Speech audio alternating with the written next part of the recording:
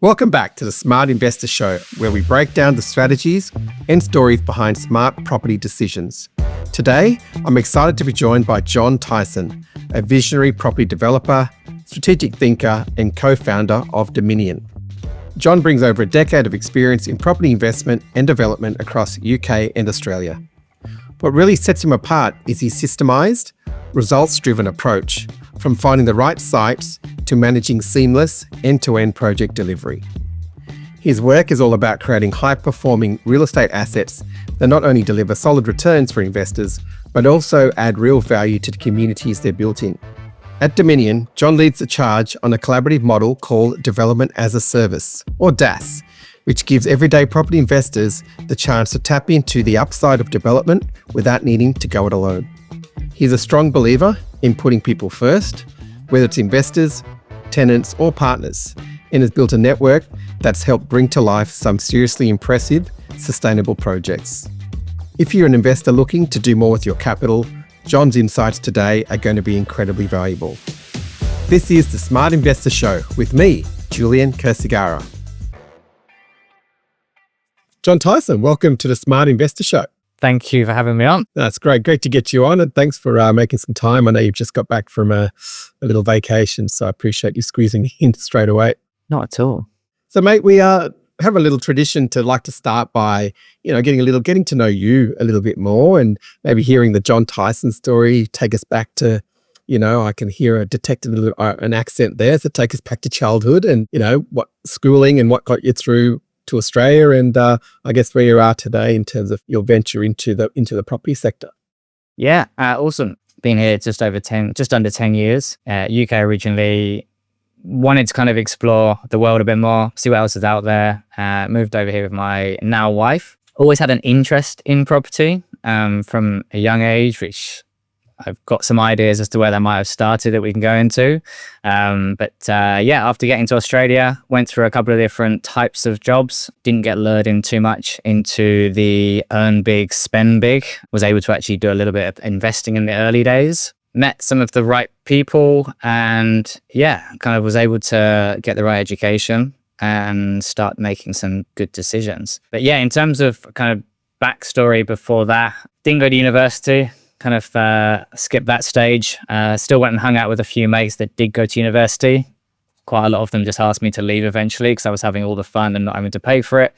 And that was good. So my first job at a school was as an IT auditor, going around lots of the big banks that had branches, and HP was paying the company of which I was working for to just go through and work out what printers need swapping out and what didn't. That was good for me in the early days, just driving around the country. Then went into Big Four consulting. So I was working in IT from a support perspective. That was good. It kind of got me started, kind of traveling into the city and into London and kind of feeling like I got myself a real job.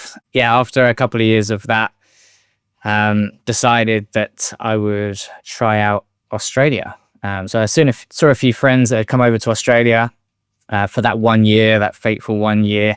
And they hadn't come back. They were kind of stayed for 1, 2, 3. And so my now wife and I decided to give it a crack and came over, and we've been here for just under 10 years. Wow, that's quite a journey. And you both had jobs when you got here, or you did the backpacking opportunity and sorted it backwards? Yeah, my dad, I remember, was pretty worried that we were leaving jobs to go to no jobs. But we both took the punt. Quite funny. I've kind of always been the one that wants to like instigate the change, and then after kind of you get into it, I'm the one that's first like, was this the right decision? Once I got to Australia, I landed a job in recruitment, which I didn't expect. So a sales job, and I wouldn't have done it in the UK. But it was a good way of earning commission checks. And I was going to say, I don't think I've ever spoken to a non-English recruiter. Super nice looking for jobs.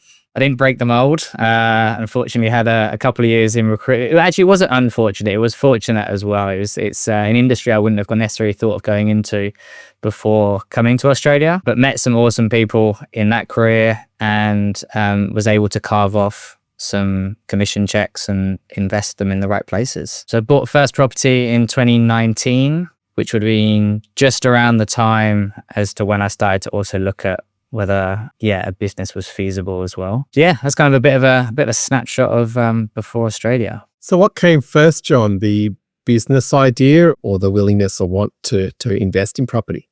The first thing was I need to earn good money. I need to work out how to get the highest return for my time. I think it's fair to say when I went from a non-commission job to a commission-based job, I could never imagine going backwards in terms of the return on your time. So that came first. Then looking at ways to create income or create wealth through property. Did a small amount of investing, S&P 500 and that kind of thing. The leap into property was, thinking back, was a pretty big jump at the time. So meeting the right people who had done that, it enabled me to kind of make that jump eventually. Did you do some education around property development, property investing? How did you, educate yourself on that side of it? Actually, one of the big distinctions between the UK and Australia is that people talk openly about property here way more, I think. It could have been just the circles that I was in the UK, but I think people talk about property a lot more here. And with that comes proven strategies that have worked for people. I then came across a couple of free seminars in Australia, which just felt like timeshare sales. Kind of that was the memory that I had kind of before, as in with my parents going to Spain and hanging out in some hall while my parents get sold some kind of timeshare, and you kind of sat there thinking like, that's still happening today. It's still going on. Yeah, so that was my first response to, or my first reaction to going to one of those seminars. And then I started to realize that there's a huge amount of value to be had out of them. The most important thing was the people that I got to meet. And so, I went to a couple of the free seminars, which then converted into paying for some education as well. Paying for that education was just the education that I chose not to pay for in the form of university. Looking back, kind of spent quite a lot on the seminars. I don't regret any of it because of the kind of people that I met along the way. So eventually after going through a few different courses and spending those commission checks on the education to start with. So there was quite a lot of education that was done there in parallel to the day job, and then eventually kind of bit the bullet and started getting into property. Yeah, no, it's a good background. And I think I agree with you. I mean, I've been to a lot of that. Obviously, when I got into property 20 years ago, that was a lot of that. That was really the only education we have. Didn't have the internet, didn't have YouTube and those sort of channels where we get a lot of information today. Some good people on there to learn from. But even those, I think you're right. There's always something good to take out of those events, whether it's the way people sell, from a business perspective and how they present themselves, or whether it's just some tidbits that you take away. And maybe some of the times it's taking away things that you won't do and you don't want to do and it's wrong. And that's probably a good thing to educate yourself on as well. Yeah. I think also learning the lessons that other people had learned with a cost, as in, I don't think anyone would like to make a mistake, but the cost of that, having the free education of other people sharing the mistakes that they've made or the decisions that they could have made better. I think that was really important as well. Moving to where we are now, John. So you're the co-founder of Dominion, which obviously I'd assume is born out of your passion for property, as you've talked about when you embarked on your property journey in Australia in 2019. So can you tell me a little bit more about the company, of where you are now, where you've come from and where you are now, and what was a problem in the property world that you guys identified and want to set out to solve? Referencing the comment earlier about kind of the passion for property, I dug into that kind of over the years, and I remember kind of quick story, but I remember my next door neighbor was this kind of beautiful 4-bedroom house that was rented, and this is kind of like 25 years ago, and I remember seeing different tenants come and go over the years. And let's just say that my parents' house looked like a major renovation that was ongoing for 20 years. And so I remember hearing one day that the next door neighbor property was rented for £1,500 a month, I think it was at the time. That's my memory. And I think that was the first time that I ever considered property doing something other than just a roof to live in and a mortgage being constantly hanging over you and needing to pay. So there was, I think that's the first positive connotation I put to property. And so then fast forward with that kind of memory through to meeting the right people and the strategies in Australia, I then recognized the power of wealth building through property. But yeah, that was kind of, I think, where it started. Aussies obviously love property, as I mentioned, attend some of the seminars. I then met my now co-founder in one of those day jobs. And I think, yeah, from the first time that I met him, he was a kind of a bit, I don't think you mind me saying, a bit older than me, and kind of had some of those lessons that he'd learned along the way in terms of buying residential property, running into serviceability issues. And as I was getting into, buying my first property, it was able to help kind of with making the right decisions based on the goal I was trying to achieve. After that, we kind of bought this small, 2-bedroom apartment in Canterbury. That was in Sydney. That was the first place. Well, after I'd done that, the opportunity came up with my now business partner, co-founder, to invest in a block of land that he hadn't done anything with for a while up in Newcastle. And so I came home one day and said to my wife, I met this guy last year and at work, and I'm gonna invest some of our cash into this project. And that went so well that I then came home, whatever it was, kind of 12, 15 months later to say, here's our return from the project together. And so, yeah, my wife was like, maybe you should do that again, or look into doing more of that. I think that's the first stage of kind of, with my now co-founder being like, okay, this is something that works in terms of our business partnership. And so we then went out to buy commercial property. So after doing that small residential build, there's obviously a chunk play with doing a small duplex build. And then we bought some commercial property for cash flow. And then there was a bit of an aha moment where I was like, okay, why don't we start building commercial property? And that's where the business started. Right. So that small seed of, you saw the cash flow benefit in that commercial side. You understood the way to set that up, do the research, applications to council, and all the idiosyncrasies with development. But going back to your model, going back to that problem, I think that's something I'd always like to understand. What is the problem that you then ventured out to solve through this commercial idea that you had at the time? One of the problems that we recognize is that within development, there's a huge amount of risk. Okay, so generally speaking, people will get into property, buy residential property, grow their capital position, and then roll and then sell down, put that in, or sell some down, put that into commercial property for cash flow. There's a lot of waiting around, I think, for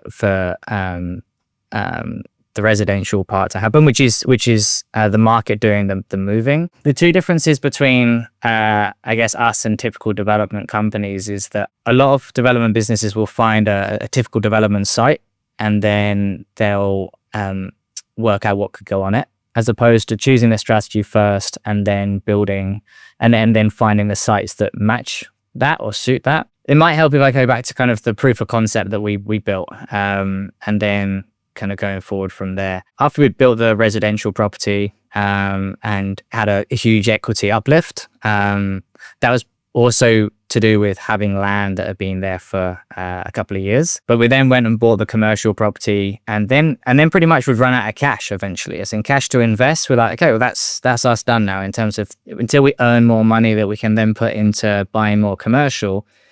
Our cash flow, our passive cash flow position is now on pause. And so we had the bit of the aha moment as to building commercial property to get the equity uplift, to then get the cash flow, to then hold long term. So we looked through the price point of the $20 million shopping center that we thought which we thought was out of reach, which is out of reach or was out of reach. And then we looked through the price point to then find what commercial property had a more achievable price point. And that's where we came across the types of assets that we build. We then stacked that with a subdivision as well.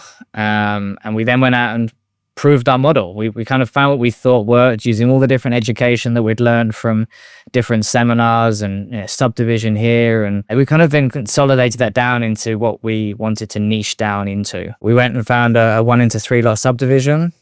We built 3 dwellings, which have 5 micro apartments in each. And yeah, we were able to then prove that you can do a development to get the equity uplift. Then you can refinance on a long-term basis and still get commercial type returns in terms of cash flow.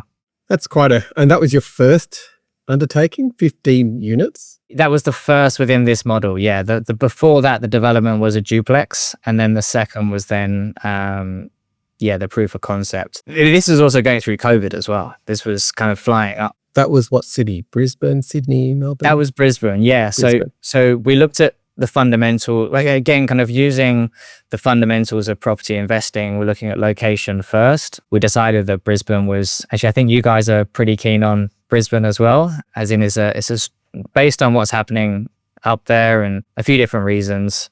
We decided to go there. And we were also looking for councils that are pro-development, like who wants you to build something? Because I think one of the big issues with New South Wales, generally speaking, is things don't get approved that easily and they just take a long time. So yeah, that was the reason we went to Brisbane to prove the model. The Smart Property Show is proudly brought to you by Search Party Property, nominated by REB as Australia's best buyer's agency and buyer's agent for 2025. Looking for your dream family home? A prime commercial property, or a smart investment, we've got you covered. Unlike others, we don't rely on selling agents or property managers. We have boots on the ground in key investment cities across Australia. Powered by data-driven insights, we give you the edge to secure the best deals. Ready to invest smarter and grow faster? Contact Search Party Property today for a complimentary discovery call.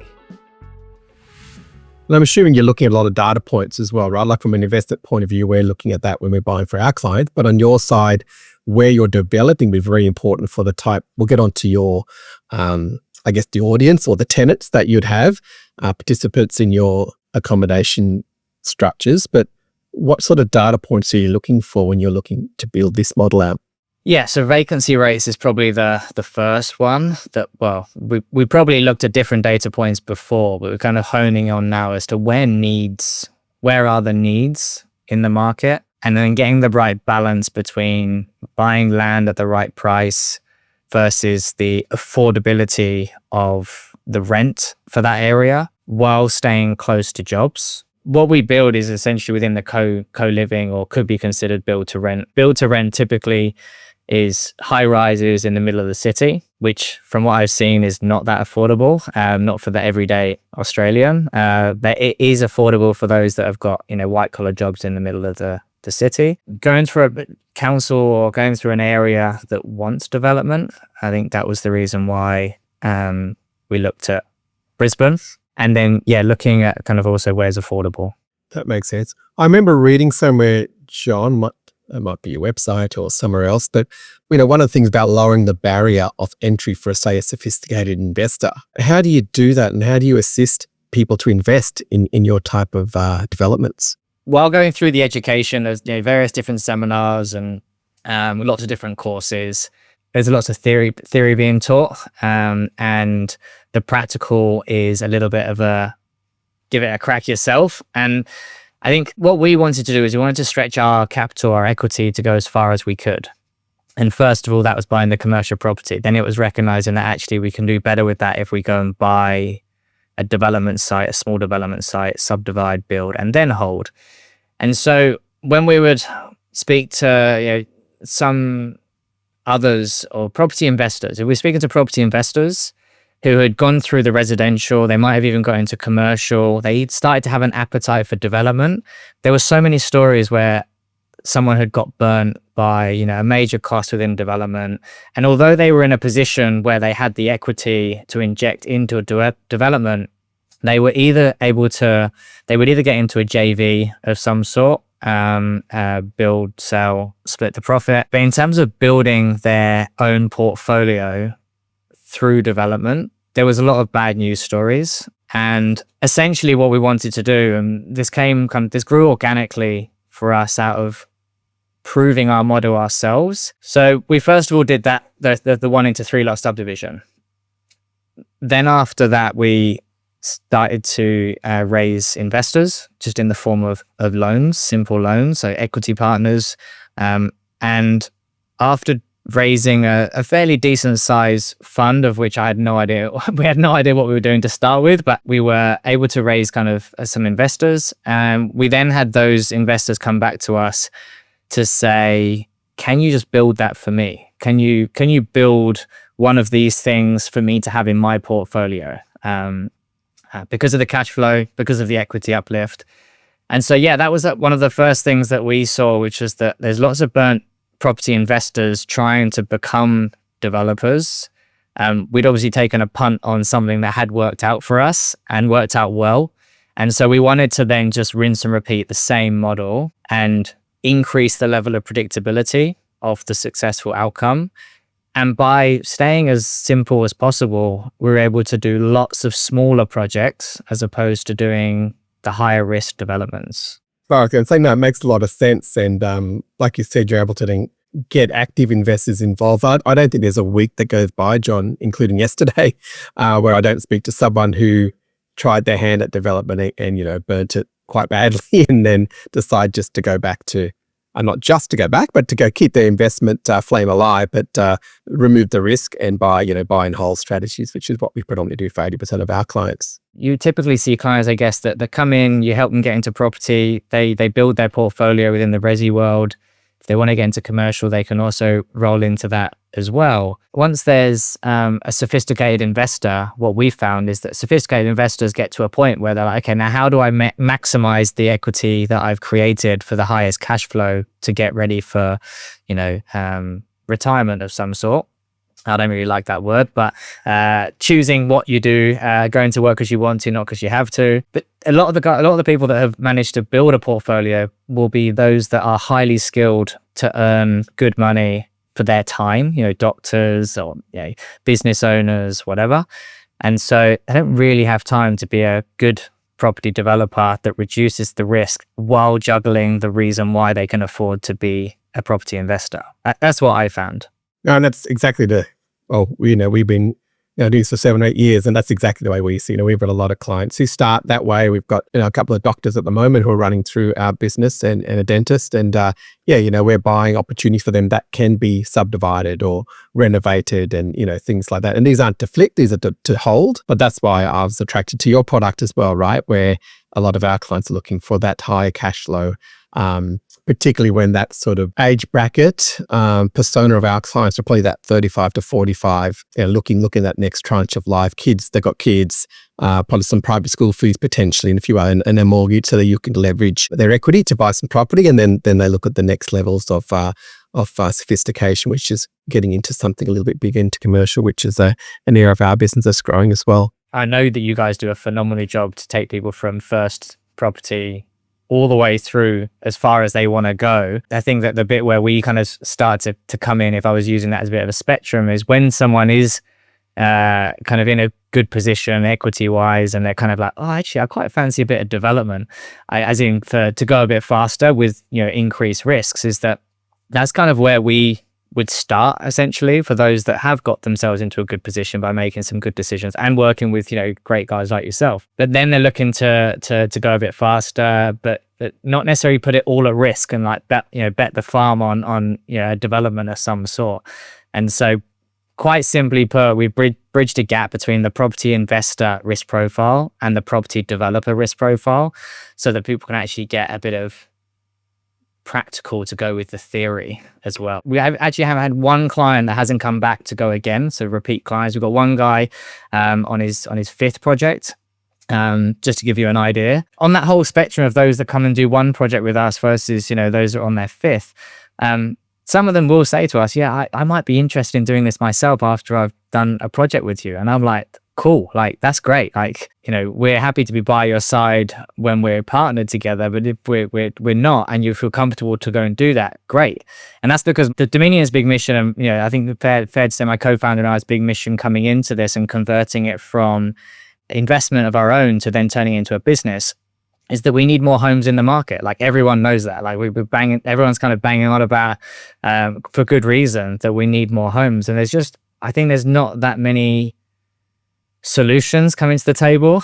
And so on top of that, this is all geared towards lone person living, which I think is even harder for people to buy. If someone chooses for their whatever life reason to be by themselves, could be young professional, not yet coupled up, could be, divorcee, widowed, whatever. That's kind of where we saw the opportunity to get the win-win for development upside for an investor. That's such a good segue. One of the questions I do want to ask is about your participants, and, you want to redefine, if that's the right word, that sort of stigma. There's a bit of a stigma around co-living and shared living. And I know that's something you wanted to talk about redefining that. And, your offering is a little bit more premium. You talk about building communities within your developments. Could you tell us a little bit more about that side of your vision? Yeah, definitely. I think it's fair to say that you want to find something that's good for the investor. And there's the asset class that we build is the type of commercial property has been around for a long time. I think it's fair to say that on the spectrum of what's good for the investor and what's good for the tenant, it's probably sat a little bit too far on the what's good for the investor end of the spectrum. That's in my opinion.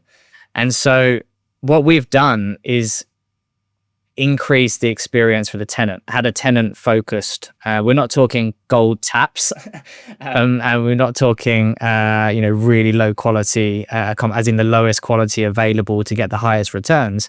We're talking like what's middle of the road where you can get the best value for cost. And so we've taken an asset class that's been around for a long time, and we've added subdivision upside, and then we've ensured that we get the maximum tenant experience at the end. So yeah, the three pillars to kind of, I guess, why we do what we do is that the tenant experience. Without great tenants, do you really have a great asset in terms of holding for cash flow? So the higher the quality tenants, the higher the quality of asset that you're holding in your portfolio.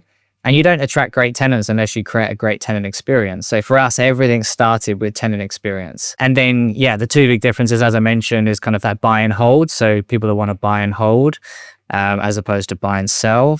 And then, taking our approach to finding the site that matches the strategy that's predetermined adds that predictability. To go back to your question with regards to the stigma around co-living, is that I think that's the first thing, is what's good for the investor, what's good for the tenant, and finding what that right balance is. That's the first thing. I think one of the stigmas around co-living is that people associate it with mostly common area or kind of community living with a little bit of private space. And I think one of the reasons that it has that stigma is that that's what students do, or that's kind of what other kind of tenants that aren't young professionals and aren't at the end, aren't at the kind of later stages of life, that actually just need some convenient accommodation on a mid to long term basis. And so instead, the designs that we focus on is to be more private space and, as I mentioned, kind of micro apartments. So having mostly private space with a little bit of the common space means that you can start that community in the common space without someone feeling like they haven't got their own private space. So they would be the two big differences. And after the proof of concept, actually, some of the tenants that applied and stayed were people like captains, pilots, CEOs of companies, like tenants that we weren't expecting, as in quite as high as that, to be coming through the door. But also young professionals that were with Big Four consulting and had moved interstate, data scientists, and kind of that was where we first started thinking, okay, if we increase the quality of the experience, we'll get better tenants. It's a really good point, because my assumption was going to be, we hear about a lot of women over the age of 50 who are displaced at that sort of age group. And I thought we'd be looking at more that type of model. And that's why I really think it's a great, social impact that you're doing as well, by building these higher end, higher quality and involving and making it into more of a community pact. And it makes sense now why your people are less baggy, so to speak. So if they're coming to do a project for a year or 6 months in an area, that makes sense why they would like to live in a high quality development like yours. Yeah, that's actually a really good point. With regards to the 50 plus or 55 plus, a quick story as to where a bit of a light bulb went off for us as well. I'm not sure if I mentioned it to you before, but it was quite a realization or a bit of a moment for us is a lady had moved into one of the micro apartments, and the reason she'd moved in for 6 months, which is the minimum duration of time, the average tenure, stay is about 18 months to 24 months. She moved in for 6 months. Unfortunately, her husband had gone into a home. I think she might have been in her mid-60s, maybe kind of like around that age. And her husband had gone into a home that was near to one of the apartments that we had built. And unfortunately, after 6 months, her husband had passed away, and that was the main reason why she'd moved. I said to my business partner, I said, obviously super sad that her husband had passed away, but I wonder what she'll do now. Will she stay? Will she go? Because my assumption is that she'll go, as in she'll finish up. And she then renewed for another 12 months. And like, this is a story that I've said many times because it was kind of pretty eye-opening. And so when we were up in Brisbane the next time, we went and interviewed her, kind of quite informally, if you like, but kind of, let her know we were from the business that owned the properties, and just wanted to understand, like, make sure she's having a good experience and that the accommodation was good. And we asked her why she had stayed after she shared a bit about her story. And she said it's just such a convenient way of living that all bills are included. And then this was the bit that really opened her eyes, is that she lived in like a big 4-bedroom house in a much nicer suburb than where we were at, as in still a good suburb that we were in, but a much nicer suburb. Mortgage paid off. And she was able to rent that house out to then use part of that rent to pay for the rent of the accommodation she was living in with us. And she was instantly cash flow positive by, I think, to the tune of about $1,500 a week. So she actually had a retirement plan with cash flow, as opposed to, unfortunately, a lot of the time the story is that people have their house that they live in, mortgages paid off, superannuation might not have done as well as they expected, and they're not as cash flow positive as they expected. So yeah, that was kind of a bit of an eye-opener where we were like, okay, that's also a demographic that really needs this. Yeah, it's interesting, right? The more you dig in, the more your plans can get tweaked and changed, because you're creating something that people want as well, which is going back to my first question about the problem you're solving.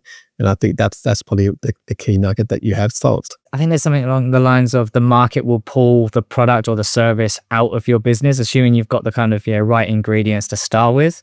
And I certainly feel like that's happened kind of over the last few years. No, well done. I mean, probably though, one question I did want to ask, obviously development, you've touched on it a few times, is, seems a bit scary, a bit more, have to have a high risk appetite. It's something I would say if you want to go into development, because of the knowledge requirement and, understanding your whole feasibility studies on making development work. I mean, I have no doubt your business model is based around really, really fine-tuned systems and processes that you put in place. And I guess that's how, if that's one of your objectives, to scale your businesses, to have those systems documented and in place. Is that how you've eliminated risk in your development? Yeah. Our number one objective, our main objective, is to get more homes into the market. That's a mission, a vision that's evolved over time that we've been doing this. And as long as we're continuously pointing there, like, we know we're going in the right direction, as in to make a small dent on the housing crisis using the strategy and the service that we're offering, or the product that we're offering. And to do that, we've had to systemize and add so much predictability, so that, as any investor would want, they want to be able to see, they want to know as sure as possible, with as much certainty as possible, that they're going to get the outcome that they expect. And so actually, this is going back a while, that when we were raising a little bit of cash from friends and family and beyond, one of the investors put a fairly substantial amount, and he said, although I don't need to see what you're doing because it was secured in other ways, he was like, I'll come up to Brisbane and see what you're doing. And so we went up and showed him done and ready to go, like the 3 stages. And at the end of it, he was just like, I love it. Like, there's simplicity to scale, or something like that, as in keeping it super simple was something that's scalable. And so by showing finished and then in process, of which was just the same designs or very similar designs, and then also an example of what was ready to go, we were able to create this conveyor belt of development. And I call it a conveyor belt because the investor from the start knows what they're getting into. They know what they're expecting at the end. We're not putting a unique design on a very unknown block of land, if you like. As in, what I mean by that is we're sticking to the same council, same planning rules. We're running our due diligence exactly the same way. So the level of predictability, although no guarantees, is so high that it bridges that gap between the investor and the developer risk profiles. So yeah, that's kind of location first. Brisbane was kind of where we liked in terms of a long term. Where would we want to, and where would eventually our clients want to hold property on a long term basis for cash flow? I think Brisbane's a great market. We then looked at the planning next as to, okay, it's great to be in Queensland or Brisbane, but there's lots of different councils. Which councils are going to be like a tailwind as opposed to a headwind? So that was the next stage. And then obviously the commercial side of things as well. So there's certain suburbs which are just so premium, it's not quite going to work. It can still work, but you're not going to be cash flow positive, as is normally the intention. And then there's some suburbs that you just want to kind of steer clear of. You wouldn't want to invest in them anyway. So they were kind of like the three things: location, planning, and commercials. It's great, mate. It's very impressive. And I've always been a big fan of what you guys are doing. It seems like it's going to the next level, which is really exciting for you guys. No doubt we'll have a lot of people listening today and who'd love to learn more and get in touch with you. So we'll put all your details in the show notes for those who would like to learn more about what Dominion is doing. Thank you so much for having us on. First time for me kind of jumping onto one of these, and yeah, great to be part of that. Pleasure, mate. Now, thanks for sharing your knowledge with us, and look forward to catching up again soon. Thank you, Julian. See you, John. Bye, mate. If you enjoyed the show, it'd mean a lot if you could take a moment to rate and review it on your favourite podcast platform. It really helps us reach more listeners like you. And don't forget to hit subscribe so you never miss an episode. Thanks again, and I'll catch you next time.